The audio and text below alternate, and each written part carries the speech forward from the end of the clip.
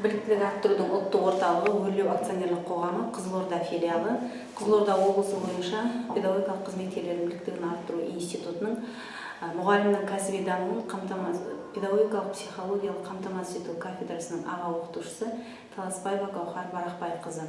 Дәрістің тақырыбы денсаулық сақтау технологиясы.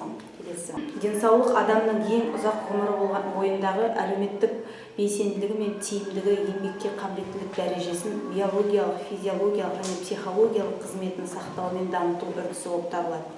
Ендеше жас ұрпақтың дені сау, білімді азамат болып ер жетуі ең алдымен ата-анасына, одан соң білім беруші мектепке дейінгі мекемелер, мектеп қабырғасында және қоршаған ортаға байланысты болып табылады. Мектепке дейінгі тәрбие мен оқытудың негізгі мазмұны білім беру қызметінің нәтижесі ретінде баланың құзыреттілігін қалыптастыруға бағытталған.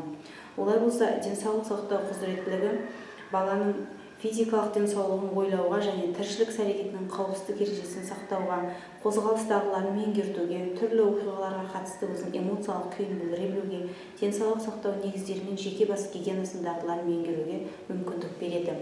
Мектепке дейінгі білім беру ұйымдарында жүргізілетін денсаулық сақтау құзыреттілігі стандарт бойынша бірінші білім беру саласы денсаулық саласы болатын болса, ол арнайы өзінің 4 кіші саласынан тұрады. Бірінші мәдени гигиеналық дағдылар. Мәдени гигиеналық дағдылар бойынша мектепке дейінгі ұйымдарда 1 жастан бастап 3 жасқа дейінгі балалардың жеке бас гигиенасының алғашқы дағдыларын меңгертетін болса, 3 жастан 5 жас аралығында гигиеналық шараларды орындау ретін біліп кетеді бала, ал 5 пен 6 жасқа дейінгі аралықта гигиеналық шараларды өздігінен орындауға ынтасын білдіреді және орындай алады. Дене шынықтыру екінші кіші саласы бойынша 1 жас пен 3 жас аралығындағы балалар жүгіру, өрмелеу, секіруде алғашқы дағдыларын меңгеріп кетсе, 3 жас пен 5 жас аралығындағы балалар өмірлік маңызды қимылдарды өздігінен орындай бастайды. Ал 5 жастан кейін балалар негізгі қимылдарды орындауда шығармашылық тәсілді өздері білдіре бастайды. Өздігінен қозғалу белсенділігі бойынша 1 жас пен 3 жас аралығындағы балалар кейбір қимылдарды ересектердің көрсетуімен орындайды. Ал одан жоғары 3 пен 5 жас аралығындағы балалар саптық және спорттық жаттығуларды меңгере бастайды. Ал одан жоғары 5 пен 6 жастағы балалар топтағы балалармен бірге қимыл қозғалыс ойын әрекеттерін ұйымдастырады.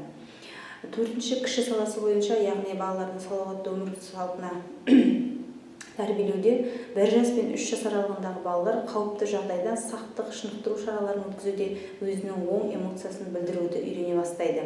3 жас пен 5 жас аралығындағы балалар салауатты өмір салты ережелерін біледі, ересектердің көрсетуімен дене шынықтыру элементтерін орындай бастайды. 5 жас пен 6 жас аралығындағы балалар қауіпсіздік ережелерін саналы түрінде орындайды, шынықтыру шараларының маңыздылығы мен қажеттілігін түсіне бастайды. Денсаулық бұл баланың физикалық және психикалық мүмкіндігін толықтай анықтайтын негізгі жағдайлардың бірі. Балалар денсаулығы келесі факторларға тікелей байланысты болып келеді.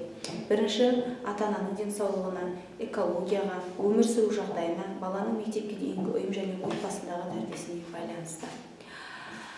Балабақшада балалардың денсаулығын қалыптастыру бойынша жүргізілетін негізгі жұмыстың бағыттарына тоқталсақ. Бірінші, дене шынықтыру мен сауықтыру, шынықтыру шараларының комплексті жүйесін дайындау. Екінші, дене мүшесінің бұзылуы мен майтабанның алдын алу және түзету жұмыстары. Үшінші, үйлесімді қимылдық тәртіпті туғызу. Одан кейін жиі ауыратын балалармен сауықтыру шараларын ұйымдастырып отыру.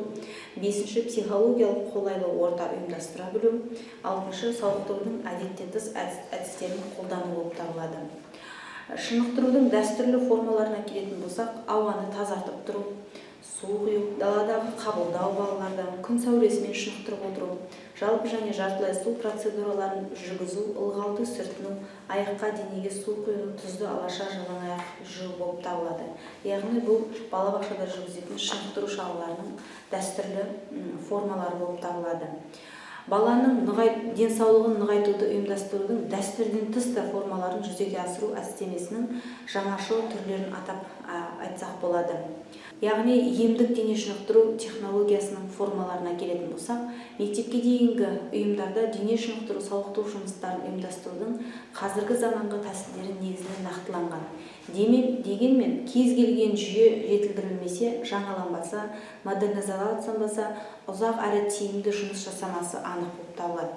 Мектепке дейінгі ұйымдарда дене шынықтыру сауықтыру жұмыстарының мазмұнын жаңалау негіздері өте көп. Дегенмен олардың ішінде ең бастыларына мыналарды жатқызуға болады. Яғни төмендегідей: тәрбиешілердің балаға жастайынан өзінің денсаулығына деген қарым-қатынасын қалыптастыру білігін арттыру, балаларға салауатты өмір салтының құрамдас бөліктері, яғни дұрыс тамақтану, қимыл қозғалыс жасау, ұйқы, таза ауада жүру деген сияқты білімдерді меңгертудің жаңа жолдарын іздестіру.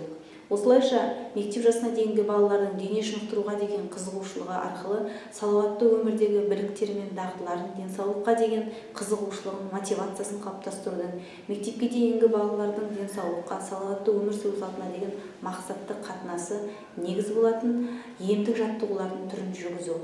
Оның бірі хатха-йога емдік жаттығулары болып табылады. Бұл хатха-йога емдік жаттығуларын оқу-тәрбие үдерісіне ендірудің әдістемелік тетіктерін жасақтау, тәрбиешілермен кіріктірілген іс-әрекеттердің өзегі болып табылатынын айтып кеткен жөн. Келесі: емдік дене шынықтыру технологиясының формалары. Яғни мектепке дейінгі балаларда өмірлік ұстанымдар айтарлықтай тұрақты болмайды. Сондықтан денсаулыққа деген мотивациясын ояту және салауатты өмір салтына бағдарлау басты басымдық болып табылады.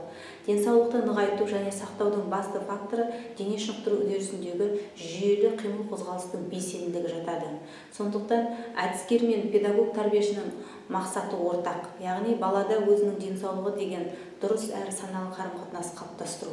Балабақшада енгізілген дәстүрлі емес емдік дене шынықтырудың бағытында хатха-йога үйірмесін ашқан жөн болып табылады. Ол үшін арнайы педагогикалық кеңес отырысында педагогикалық ұжым мүшелеріне хатха-йога үйірмесінің жұмыс жоспары, ұйымдастырылған оқу іс-әрекетінің үлгісі таныстырылып, күтілетін нәтижелер арнайы межеленіп, ата-аналармен жұмыс бағыттары белгіленген жөн.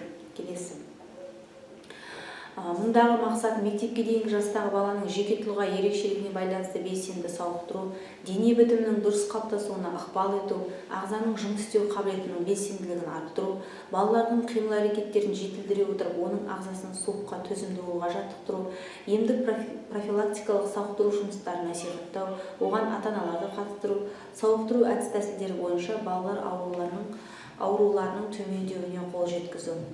Келесі: емдік дене шынықтыру технологиясының формаларына өз денсаулығын жасаушы ұстанымын қалыптастырудың негізгі шарты ересектердің балаларға артып отырған физикалық мүмкіндіктерін жүзеге асыруға қажетті жағдайларды жасау болып табылады.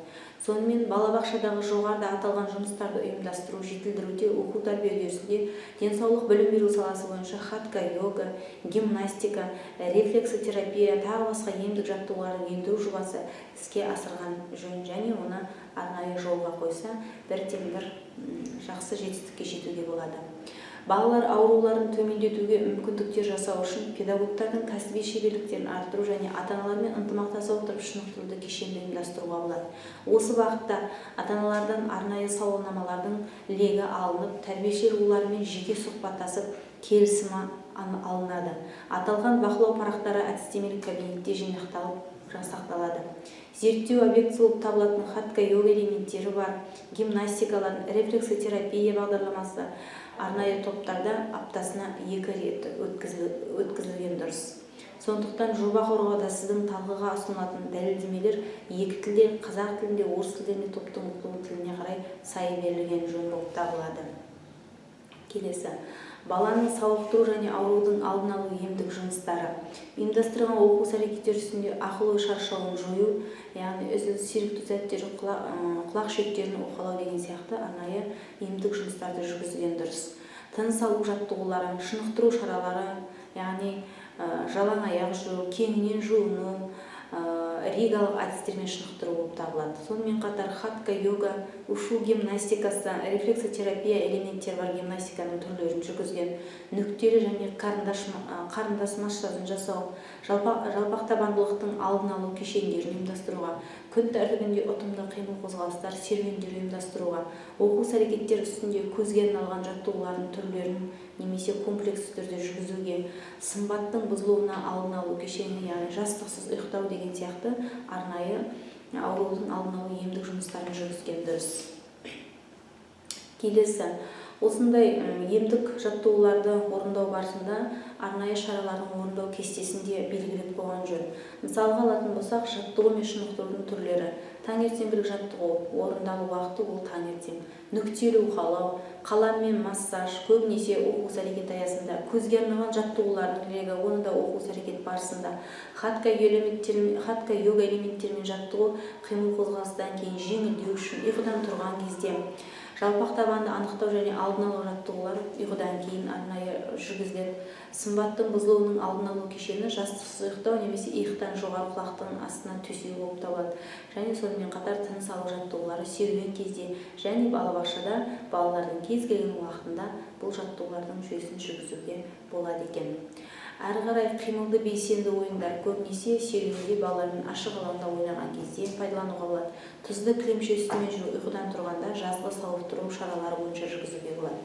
Йодталған тұзды сумен ауыз шайдырту, сергіту сәттері, эстафеталық ойындар бұлар көбінесе серуенде, ал сергіту сәттерін оқу әрекет барысында көп қолдануға болады. Сонымен қатар шынықтыру шаралары көбінесе жазғы мезгілде көптен көп өткізіледі. Тістің қисық болмауына арналған ойындар кез келген уақытта жүргізуге болады. Созылу жаттығулары, яғни стретчинг, бұл ұйықтар алдында пайдаланады. Дене шынықтыру оқу әрекеті балалармен бірге арнайы аптасына 2 рет және әр топтың өзінің жас ерекшелігіне байланысты жүргізіліп отырады екен. Келесі 3-4 жастағы балалардың физикалық сапаларын хатка йога гимнастикасы, ушу гимнастикасы, рефлексотерапия, психогимнастика арқылы дамыту. Мұндағы міндеттер, яғни балалардың физикалық және психикалық денсаулығын қорғау және нығайту, ағзаның қызметін, оның қоршаған қасиеттері мен сырқаттарға төзімділігін, қимыл қозғалыс, тыныс алу гимнастикасы, өзін өзі уқалау, йога гимнастикасы, таза ауамен шынықтыру құралдары арқылы жетілдіру, бойын дұрыс ұстау, гигиеналық дағдыларын қалыптастыру болып табылады.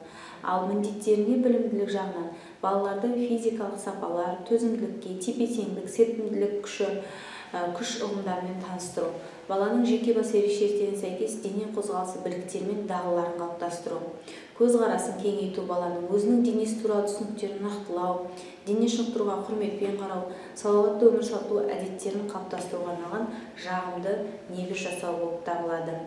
Тәрбиелік жағынан қалайтын болсақ, салауатты өмір салтына деген қажеттілікке баулу, күн тәртібін сақтауға әдеттендіру, балаларды физикалық жаттығулар мен ойындарға қажеттілікті қалыптастыру болып табылады.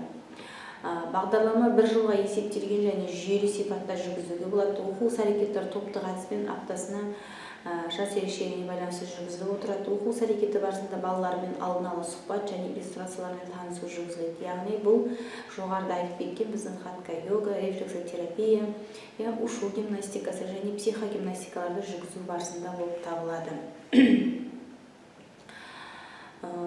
Бұл бағдарламалар арқылы жұмыс жасайтын болатын болса, балалардың физикалық сапаларының қорытынды диагностикасын жасауға болады. Полтавцами городовойдың обследование уровня развития физических качеств деп аталатын арнайы оқулық арқылы жүзеге асыруға болады. Әдістеме 6 тесттен тұрады. Олардың әрқайсысы белгілі бір физикалық сапаның қалыптасу деңгейін анықтауға бағытталған. Әдістеме ірі моторика мен еркін зейін ерекшеліктерін, жаппай нұсқау режимінде өз бетінше жұмыс істеу білігін, қалыптасқан қимыл қозғалыс дағдыларын бағалауға мүмкіндік береді. Арқа, қол және иық бұлшықеттерінің күшін, төзімділікті, серпімділікті анықтауға қарастырады екен. Бұдан шығатын қорытынды ұсынылып отырған бұл дәстүрден тыс бағдарламаларды пайдалану барысында, яғни хатка йога гимнастикасын, ушу гимнастикасын, рефлексотерапияны, психогимнастиканы қолдану арқылы балалар дамыту бағдарламасымен жұмыс жүйесі мектепке дейінгі мекемелердің дене тәрбиесі нұсқаушысы, медицина қызметкерлері, педагог тәрбиешілеріне арналған. Бұлар арқылы балалардың тек қана кіші топ емес, сонымен қатар орта топтың, ересек топтар балалар үшін де балалардың физикалық сапаларының даму үшін және жаңа мүмкіндіктері ашылу үшін қолдануға мүмкіндіктері бар екен. Төменде көрсетілетін арнайы әрбір осы жүргізілетін бағдарламалардың дәстүрден тыс жұмыс формаларын суреттер арқылы көруге болады. Қорыта айтқанда, өмір өлшемі салауаттық өмір заңы. Салауатты өмір сүрмей тұрып, өміріңе қажетті нәрсені ала алмайсың. Адам баласының жарасымды тұрмыс құрып, үйлесімді даму үшін біздің елімізде барлық жағдай жасалған. Өнердің, спорттың сан салалы түрімен айналысуға болады ғой. Денсаулық басты байлық өмірдегі. Яғни біздің мектепке дейінгі ұйымдарда денсаулық сақтау технологиясын пайдалану барысында дәстүрлі және дәстүрден тыс жұмыс формаларын пайдалана отырып, өзіміздің келешек ұрпағымыздың денсаулығын сақтай білейік. Тыңдағандарыңызға рахмет.